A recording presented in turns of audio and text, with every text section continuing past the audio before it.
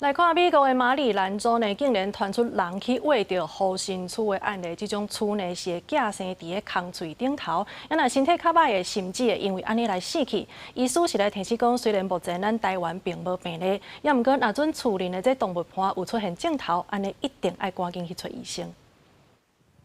规定护身伫牛的身躯边爬来爬去，这是牧场常常看到的光景。毋过，所有牧场的主人头壳摸得烧。We had calves that soon they were born, well, you know, navel's open, and they'd lay the eggs there.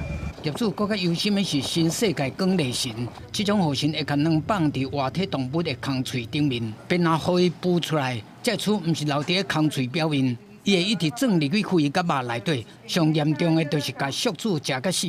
中美洲几内国家已经发生疫情，搁再探就北，恐惊会威胁到美国的牛肉甲畜牧产业。It's an issue that will affect every single person in one way or the other because when you go to the store to get something to eat, you don't get much to eat without farmers and ranchers.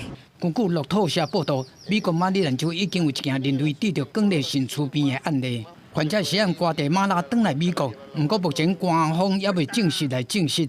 若是有影，这就是美国这几年头一个人类的病例。虽然人类感染是真罕见，不过若是互寄生，有可能会致死。